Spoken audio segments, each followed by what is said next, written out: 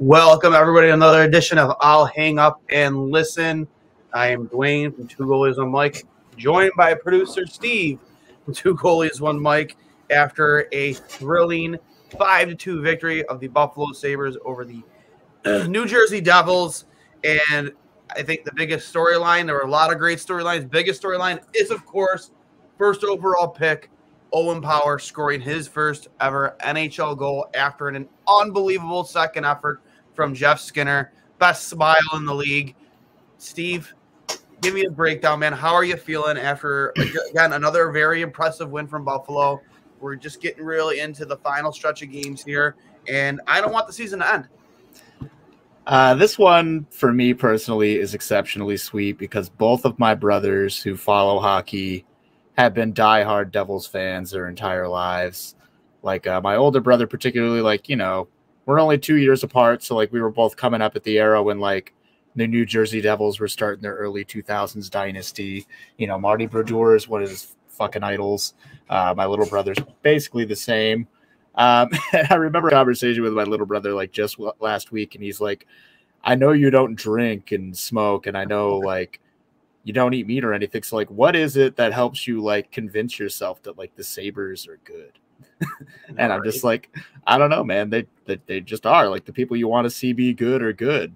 There are a lot of people who aren't good. Obviously, that's why they're a middling team this year. But the kids that should be good are good. And I know that this is a Hughes-less Devils team. I know that his absence is very obviously felt in the forward squad. But this is also a Devils team that just drove a knife into the heart of the Vegas Golden Knights and just made it that much harder for them to try to secure a playoff spot. And, Andrew Hammond stood on his head Monday night. And I'm guessing the blood didn't run back to the rest of his limbs because he let in a couple straight up muffins tonight.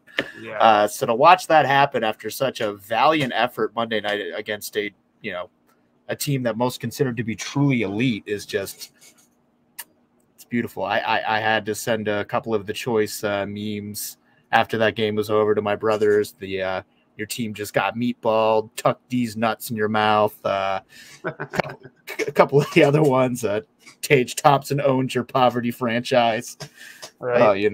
Just kind of had to. My older brother actually had a great chirp after that. He's like, well, joke's on you. You just made our draft prospects better this year and yours worse. And I'm like, that's fine. Thanks to you guys Monday night, you made Vegas's pick even worse, and we have that one in the first two. Yeah, right. That might be 15 now. I'm really kind of just done rooting for better draft picks. You know what I mean? I'm just I'm so far gone from that. And I've said it a bunch of times. I don't care about I'm not saying I'm going to say I don't care about winning the Shane Wright lottery or the Cooley lottery. For me, it's about building the winning culture now going into next season. It's about, building this team as a family and getting a better grasp on where we're heading going into the 2022-2023 season. And, you watch this team play night in and night out. They don't give up on themselves. They don't give up on each other. I mean, they have their moments, as, Matt here in the comments mentioned before, I started talking, is they do look shaky from time to time, but, they get themselves out of those holes. They get themselves out of those ruts, and they close out games. And it's so nice to see the guys that you want to be scoring. Your Jeff Skinners, your Tage Thompsons, your Olofsons finally. And your Alex Tuck, and then, of course, Owen Power getting on the board for the first time in his NHL and Sabres career was really just beautiful. Off a very, a great play from Jeff Skinner. You saw Power take the pass, shift his weight with his hips, and bury that puck along the ice. It's just a beautiful goal, a goal scorer's goal. And, even after that, you notice Owen Power always joining the rush, getting it in the play offensively. He's not afraid. He's not timid. It's a good thing to see after that mistake he made against, I believe it was, who was it when they got shelled? Tarasenko. Yeah, Tarasenko. They got shelled by Tarasenko, and he didn't lose any confidence or swagger from that. He just keeps going out there and playing his game. And that's huge for a kid his age. He's only 19 years old. And for him to not, for Granato to tell him, like, hey, kid, don't worry about it. Just keep going and playing your game. And then for him to keep going to play his game and not feel timid or, hesitant, that says a lot about the character of this hockey player. Yeah. I mean, obviously his skill set and his size are just those rare things to come by on its own, but just to have that kind of poise and confidence in who you are as a player, just at that young of an age, like, you can't teach that. Like, you can't teach that kind of like mental strength, that kind of discipline, that resilience. You can't teach that. Like, that's just something that's just innate to Owen Power. And I think having that kind of mentality, especially on your young blue line, is like, I'm not saying that's, I mean, he's 18 years old. He's not, I'm not sure he's going to be a leading voice in the locker room for the next 4 nights, but, God, it's just so nice to have something like that. Just, these they let in a goal or two here or there. They're not hanging their heads in shame. They're not breaking their sticks against the goal posts. They're not just, burying their heads into their mitts on the fucking bench. Like, they're just fighting, not every night it's going to go their night. Like that night against the Blues, that was a 6-2 loss. But I mean, in that 6-2 loss, they kept fighting. They kept pushing hard. And like, we all kind of left that going like, yeah, you lost, but like, you didn't just, you showed up, you played, they just played better. They just they just made more of their opportunities. Yeah, I know. Like, it's like, again, I say this time and time, it's such a breath of fresh air to see just this team continuously generate chances, to see them continuously push the puck forward offensively, not play on their heels. And this team just going to keep getting better, right? I mean, you have Jack Quinn and JJ Paterka on the way. Absolutely. You have, free agency, the trade market to come in the offseason. And of course, 3 first-round picks in the first 3 picks in the first round this upcoming draft, plus I think 2 or 3 in the second. Like, the Sabres have so much to work with. And, we just talked about this on this last episode of Two Goalies, One Mike with Kyle Quick and Cully. I said, this is going to be an exciting offseason for this hockey team.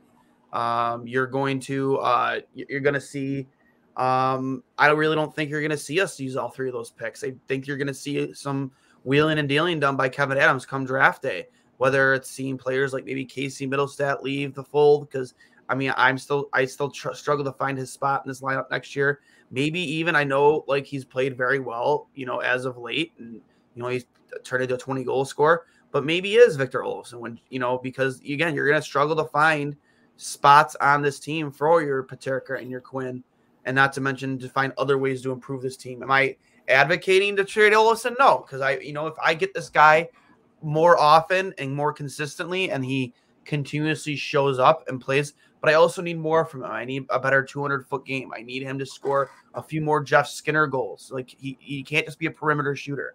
I know everybody needs a guy like that, but other than scoring from that spot, like, you need to produce more in other areas of the ice. So I hope we see more from that from Victor Olofsson, because that makes it easier for me to want to keep him around. We have a bunch of comments in here. Of course, the Dominator 39. I love that handle. Do you feel the power? We still win in the lottery, but I really don't think it's awesome. Yeah, just like we were talking about. Richard Isaacs, did anyone see Lindy at the end of the second? Oh, we saw Lindy at the end of the second. Looked familiar. Looked very familiar. Lindy looked like he wanted Andrew Hammond's, as I tweeted out during the game. Looks like he wanted Andrew Hammond's head on a pike. Like he wanted it. Like, that looks like a guy who might have just lost his job because of a borderline backup goalie in the NHL. Like, yeah, that looked like Lindy Ruff just watched Tyler Myers do something very stupid, and he knows the camera's on him, so he can't just say the F word. Oh yeah. So he's just gonna grimace. I mean, that never really stopped Lindy before in the past, though. Yeah, but the Lindy Ruff death stare, it's one of the best death stares in all of hockey. Like, oh, for sure. Oh my God, I love it. Another comment from Richard Isaac. The real question is, with all the new players coming in next year, how do the Sabres keep the momentum into next year? You just honestly, you let this team continuously grow on and off the ice together as a family, and you just add in pieces here and to fill in holes. But they just can't be an overpaid free agent or a free agent you're overpaying because he's in a contract year. He had a great year, made it strung together a couple. They have to be the right fit for this team. I've been very vocal about a guy like JT Miller out of Vancouver. I think he's a very, very, very valuable player in this league. Very underappreciated. He's trending towards 100 points this season, and not to mention, just like he's had success really everywhere he's played. From Tampa to Vancouver. Like, I think he would fit in very well on this team. I look at a guy like Keegan Colasar, to not talk about defensemen, just look at the forward group. A guy like Keegan Colasar, you've mentioned that to me too, Steve, out of Vegas. I think he'd be a perfect fit in the bottom six of this hockey team, and he's cheap. Maybe even Nicholas Roy from Vegas. That's a team that you think you should be taking advantage of come the offseason, who desperately needs to find ways to get under the cap, under the cap. It's just, there's many ways you can make this team better, both offensively and defensively. And guys like Josh Manson, just name one defenseman. There are other names out there too. A big name like Chris Letang is going to be out there. I don't think he's going to go back to Pittsburgh. I don't think they can afford to keep him around for any longer. We'll see. I'm not saying he come to Buffalo. There's a lot of good right-handed defensemen that are going to be available come free agency. It's an exciting time to be a Sabres fan.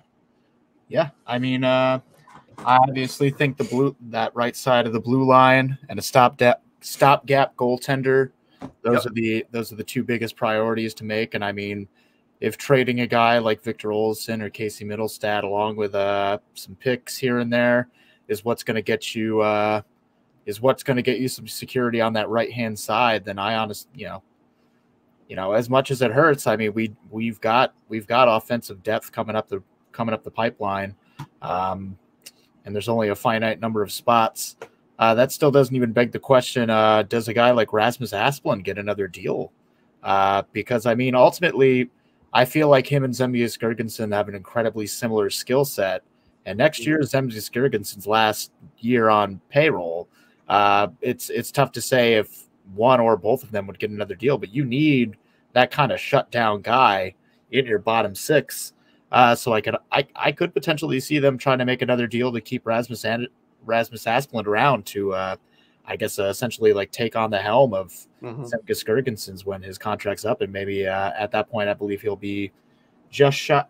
Yeah, at that point, he will be just shy of, if not 30. Yep. Maybe he'll want to move on. Maybe he'll want to stick around. I'm not quite sure. So there's a lot of question marks hanging over this team in the offseason. It's going to be very, very interesting to see how Kevin Adams and the organization play it out. But yeah, I mean, as much as I would hate to see them go, I mean, and I know you were talking about you want to see more out of Victor Olofsson's game offensively and like 200 feet, but tonight he had 3 assists. He didn't even light the lamp himself. He was just contributing. Primary, and I believe the 5th goal secondary, but still, 2 primary assists. So I mean, he's making his contributions now, and I mean, he's still not a truly sound defensive player, but he's gotten so much better than he was.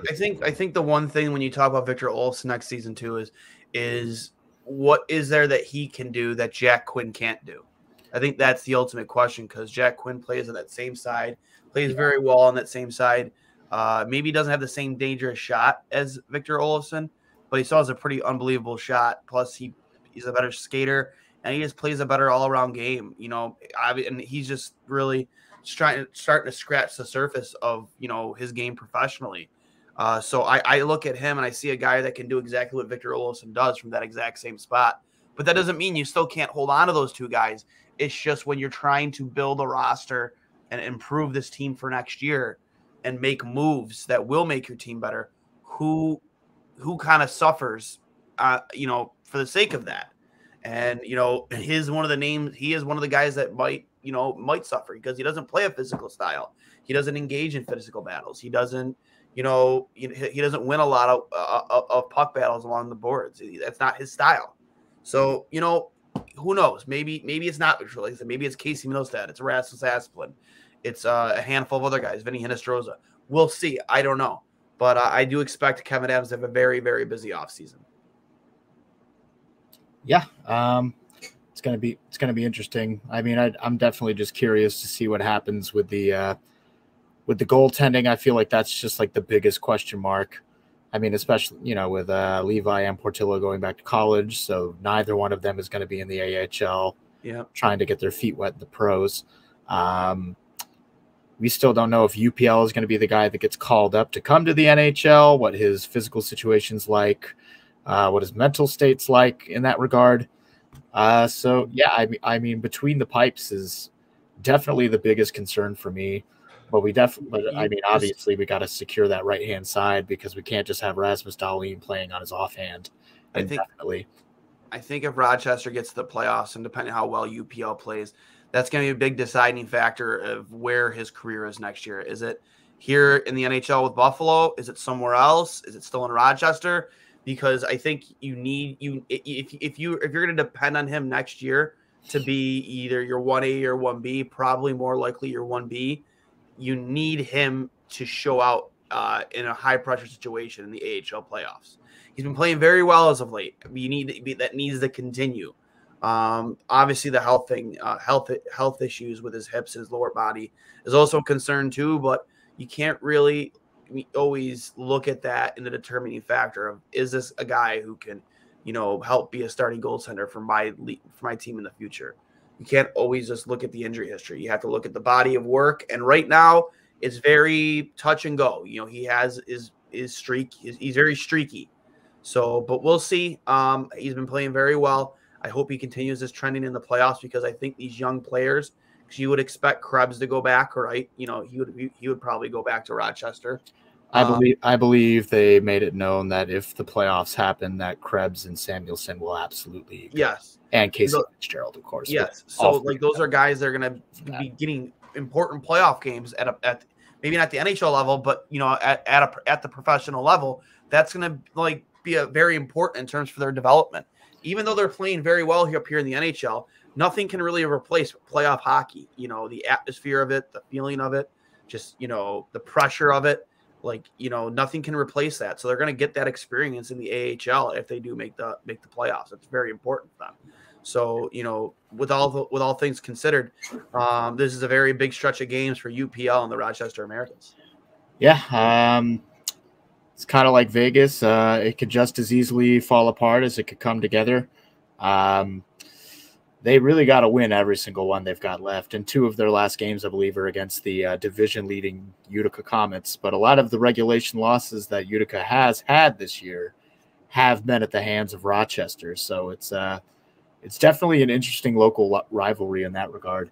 So that's actually, I almost wish I wasn't going to RJ's last call in person with you next Friday, because that final game of the season is going to be intense.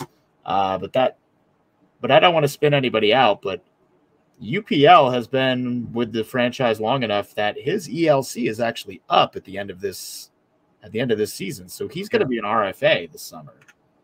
So this stretch of games is actually not just important for his development, but also important to decide, is he going to get another contract with us, or okay, have fun.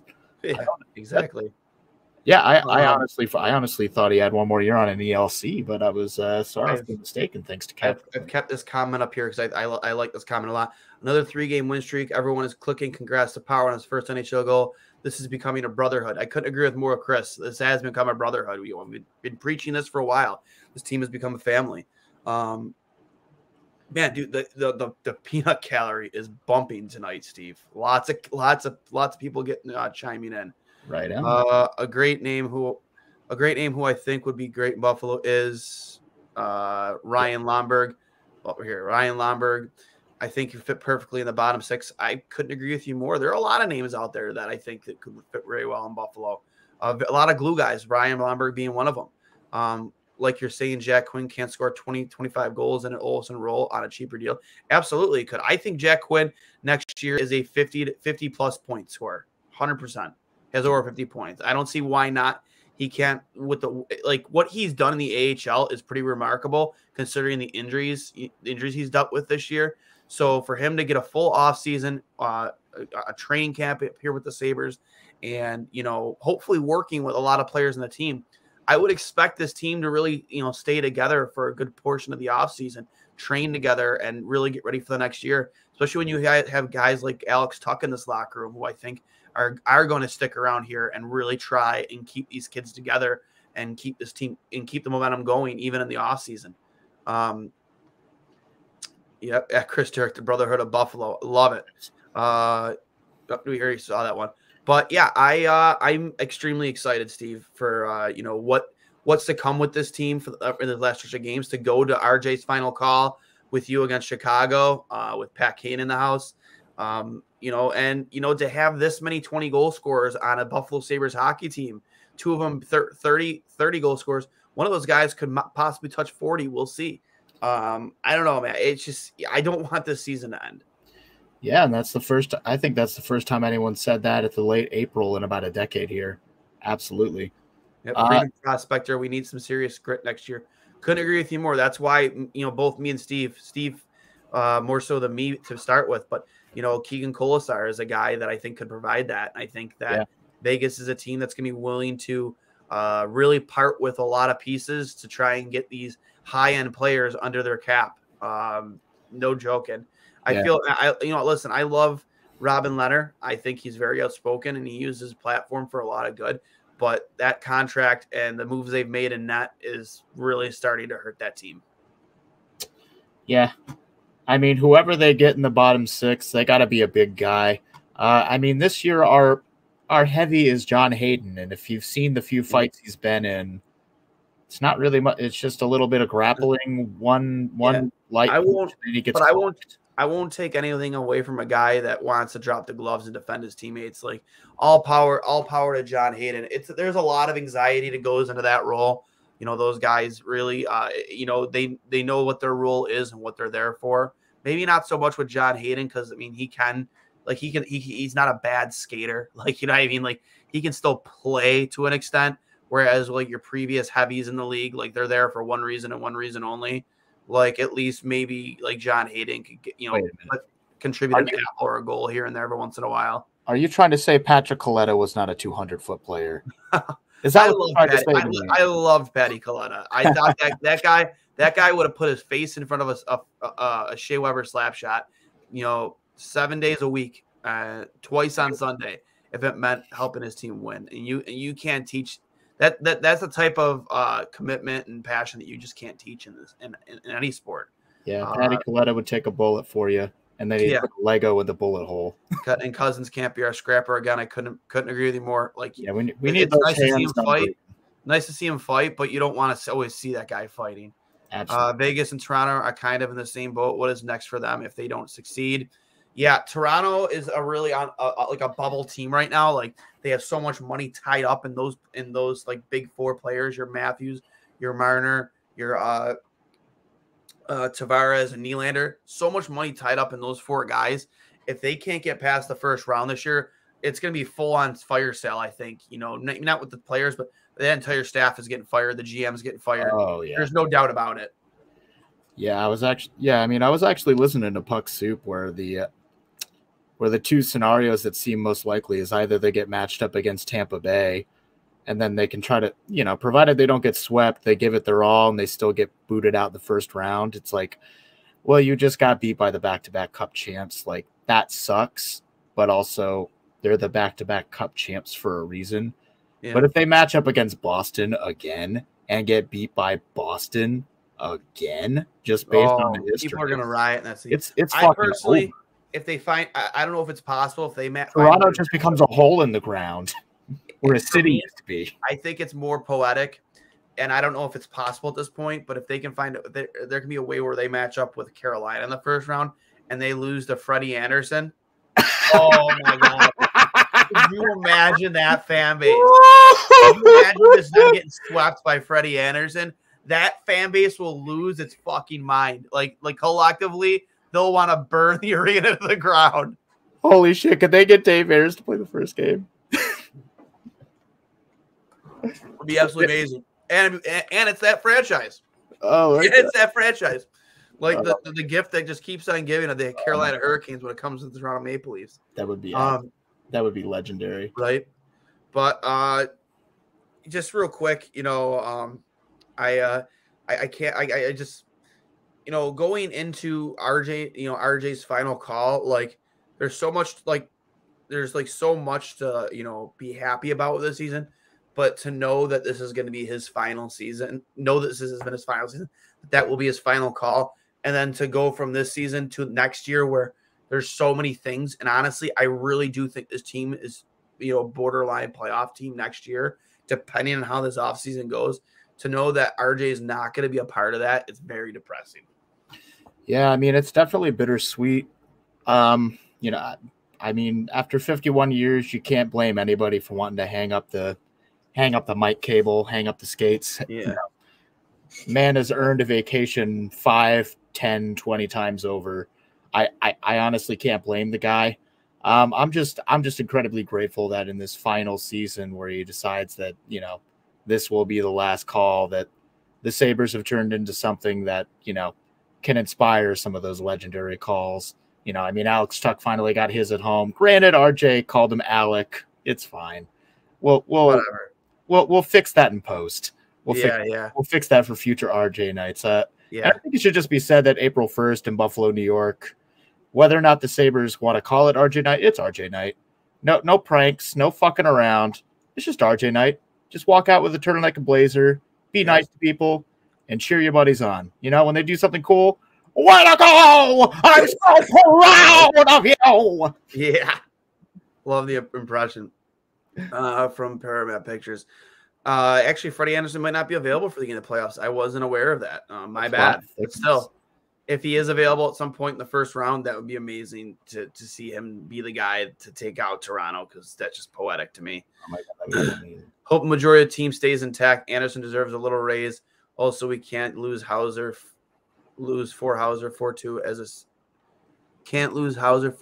Sabre. He's underrated, and the team pick with RJ is stellar. So stellar. I wouldn't mind keeping Michael Hauser down in Rochester, for sure. The legend of Michael Brickhauser. I don't know about in the NHL. But it's good to have that in your tool chest. It's good to have that. Exactly. It's good to have that down in Rochester, for sure. It's really tough to say because literally every single goaltender we have expires at the end of this year. Obviously Craig's UFA, Tokarski. Yeah, he's gonna be 40. He's gonna be going to his 42nd birthday. Like, I don't know if his body can even hold up. I mean, maybe it can. I don't know. If he wants to play, he can play. But if I'm Kevin Adams, I'm looking at the goalie market hard this year to try and find myself a starting goaltender. I'm not saying Craig Anderson can't be a part of the equation next year, but I really think that you need to find a younger, more versatile goaltender, to start between the pipes, who will give you a chance to win, and could play 50+ games for you. With no issues at all. Again, like, nothing against Craig Anderson. I've been very happy with the way Craig Anderson has played, and depending on how UPL does, maybe it is him and Craig next year. I don't know, or maybe it's UPL and fill in the blank, Corpusalo. We discussed on Two Goalies. I'm like, maybe it's Marc-Andre Fleury. Like, because I don't like one of the things that Kyle Quick brought up. Holy shit, flower power! Holy fuck! It's right there. Well, you think about it, man. It's not going to be just about winning for him. He's going to want to go somewhere where he's going to be able to play. And Buffalo, he will definitely play. And that, I think, in my opinion, he's a competitor. He wants to play. He's probably not very happy. He's not very happy with the way things ended in Vegas.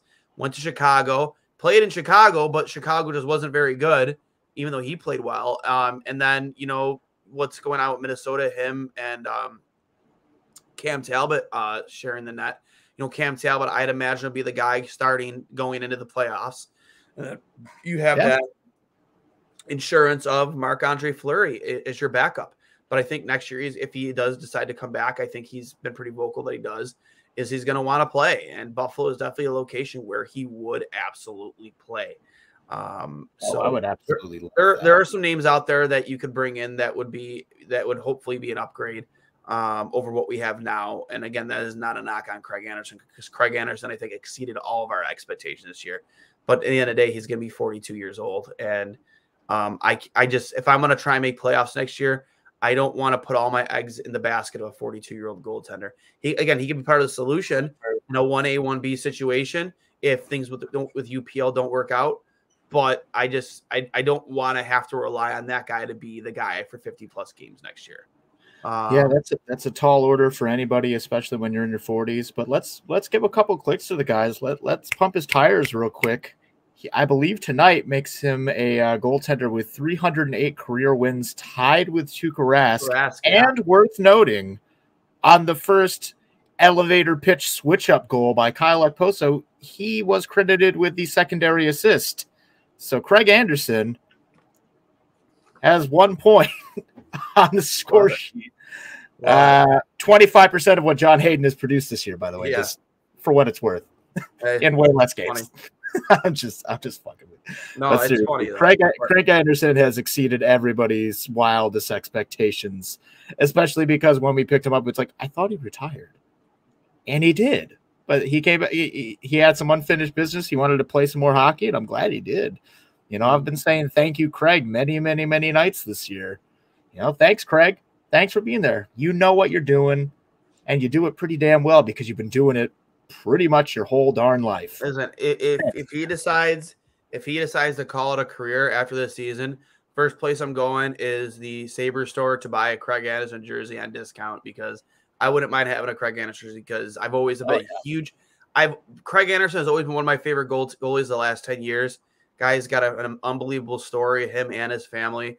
A battler, you know, underdog, but, you know, he's just a good guy, a good locker room guy, a leader. And you just love to see a guy like that to come here and succeed in the games he's played. And again, tonight he played very well. That glove was very active tonight, made a lot of big time saves. The one diving breakaway save was very Hatchik-esque. I loved it. And again, I'm not against him being here next year, but you need to find, you can't depend on him to be your 1A. I don't want to be put in that situation, because worse, you know, what happens if we get 5 games into the season and he gets hurt? And then we're looking at, well, now we're going through the carousel of goaltenders again. You know, you don't want to be put in that situation if you're Kevin Adams searching for a goalie halfway into the season, because goaltending's costing you games. Like when we didn't have Craig Anderson this season, we went 7-31. You know, if you're not talking overtime points, 7-31 between Dustin Tokarski, Aaron Dell, UPL, Malcolm Subban. Yeah, like that's terrible. That's terrible. That's not going to get you to the playoffs. Horrible, horrendous. That's Carter Hutton level bad. That's not good. But you know, just to harp on it again real quick, I think it makes even more and more sense, the idea of Marc-Andre Fleury potentially being a candidate that could come to Buffalo. And I say this because we do have something that the Minnesota Wild might actually want, and that is a first-round defensive prospect. And I say this because their youngest defenseman right now is 26, and one of their oldest guys is 30, like Jared Spurgeon, 32, Jonas Brodin, 28, Goligoski, 36, Kulikov, 31, Jordy Ben, 34. So if we can throw Ryan Johnson into some sort of package in exchange for Marc-Andre Fleury, because at this point we have Dahlin, Power, and Samuelson securing. Well, I don't know what's going to happen with Ryan Johnson. I think is he in his final year? I believe next year would be his final year, but I mean, if we trade him and let them have the rights to sign him, you know. So, yeah, but I think that's like number one thing you need to address this offseason is finding who your tandem is going to be in that. Again, whether that's UPL and Craig Anderson, Marc-Andre Fleury, Craig Anderson and whoever, UPL and whoever, that has to be addressed right away. And again, I've loved everything Craig Anderson has done, but at that age, you know, I just don't want to put this team and this group in that situation where you got to hope that, you know, age is just a number with him and that he can play 50-plus games without getting hurt, because he couldn't do it this year. Again, to no fault of his own, but I just don't want to put that guy in that situation with this young team, thriving and trending in the right direction going into the next season. So Sabre, scoring tonight, obviously Victor Olofsson, as you stated earlier, with 3 apples, Darlene with a goal and assist, absolute bust, right? Jeff Skinner, goal and assist, Tage Thompson with 2 assists, Craig Anderson with an assist, Okposo with an absolute laser from just between the center ice line and the blue line for a goal. Owen Powell, his first career NHL goal. Alex Tuck with a goal. And then obviously Craig Anderson with 29 saves on 31 shots against with a .935 save percentage. Absolutely awesome night for the Buffalo Sabres. So many different point scorers tonight. And then the Devils, excuse me, scored tonight. Boquist with a goal. Dougie Hamilton with an assist. Kukkonen with an assist. McLeod with an assist. And I'm not even going to try and pronounce his name. Akoyak, I'm sorry, with a goal. And Pavel Zacha with an assist. And then, of course, the Hamburglar, Andrew Hammond, with 23 saves on 28 shots and causing Lindy Ruff to lose whatever hair he has left. Yeah, I believe the Hamburglar is now the McMuffin Man, at least for the night. Again, and I'm very happy that he stoned the Vegas Golden Knights the other night, but I'm also happy that we were able to pump him up pretty hard. Yeah, the goalie position has been a giant hole that Anderson has put some flex tape on. I couldn't agree with you more. Yeah. And Freedom Prospector, he loves Michael Hauser. Hey, I love Michael Hauser too. Unless he really impresses in training camp, and even then, it's gonna be tough to see him on this team next year. I have nothing against Michael Hauser. He is a phenomenal story. Guys, he seems like a really big team first guy, but I just see him as being a Rochester guy and an emergency, call up if and when they need him. Okoyak is how you say his name, I'm pretty sure. Okoyak. I was not even close. But how many games we got left now, Steve? Is it 3? Yep, it's 3. It's this Saturday against the Isles. So young Dewey Crocs will be watching. Probably seething mad that Chicken Parmary isn't doing what he does best. Probably crying at the Olive Garden over some soggy breadsticks. I don't know whatever Dewey does. He might just order Olive Garden to go to his house and vape in his room. I don't know. Yeah. But it's that. And then next Thursday we have a game Saturday, and then we don't have another game until next Thursday against the Boston Bruins. I believe that's on the road. And then our final game, of course, next Friday night, RJ's last call here in Buffalo against the Chicago Blackhawks. Patty Kane comes home. And we tie a ribbon on this season. And, yeah, I honestly don't want it to end. I do want all the boys to, spend the summer on the super yacht with a gym at their disposal. Let Darlene get them all tree trunk legs. Let Kyle Okposo teach them how to use their wheels effectively. Yep. I just want these kids, when they got a long summer, I want them just busting their ass in the gym. I want all these dudes to pack on, 15 pounds of pure fucking muscle. Absolutely. Peyton Krebs especially. I'm sorry, buddy, but you're a small dude. You need one of the final comments here before you sign off. Can we make Friday night next week loud for RJ and chant thank you, RJ? Absolutely. I think it's absolutely criminal if that game isn't sold out, and we don't treat it the same way we did RJ night when we raised his banner to the stands. I couldn't agree with you more. I hope that our tough guy Cousins punches out Marchand. I think everybody wants to see Brad Marchand get knocked out. Who doesn't? But you know what? He is the type of player that you hate playing against. And you hate him when he's not on your team, but when he's on your team, you'll defend him tooth and nail because he's a phenomenal talent, and he gets under everybody's skin. And I think he's a player you love to hate. It's one thing to be that player that plays with that edge that sometimes just transcends directly into, oh, that was just straight up dirty and completely uncalled for. But that said, to actually have skill to back it up is what makes you begrudgingly respect a guy like that. That's why the Matthew Tkachuks of the world as much of a fucking asshole as he can be out on the ice. He also has the capacity to play the game at an elite level, and you can't help but just grit your teeth shaking that guy's hand, because like, you know that he could just outplay you, but he also will take a minute to just knock your head off your shoulders too, because he can, because he's that good.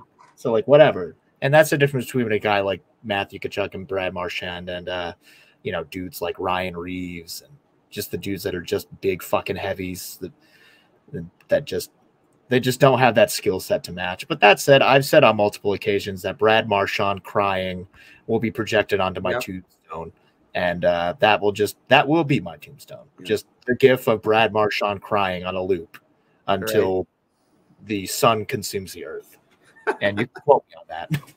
All right. But anyways, we'll put a wrap on that. We'll tie a bow to it. You know, let everybody get to bed here late this Thursday night after a 5-2 Sabres victory. Remember, this has been brought to you by Outlet Liquor, the place to buy a case. Don't haste. Get to Outlet Liquor over on Georgian Boulevard in Buffalo. You know, I am Duane. This is producer Steve from Two Goalies, One Mike, signing off after, again, another big Buffalo win. 3 games left in the season. Hopefully we can go on a little 6-game winning streak here. Thanks to everybody who decided to chime in and leave a comment. Make sure you're subscribed to Two Goalies, One Mike on all platforms for your podcasting, between Apple Podcasts, YouTube, Spotify, wherever you get your podcasts. We appreciate the follow. And I'll hang up and listen. In 3 words, everybody, let's go Sabres.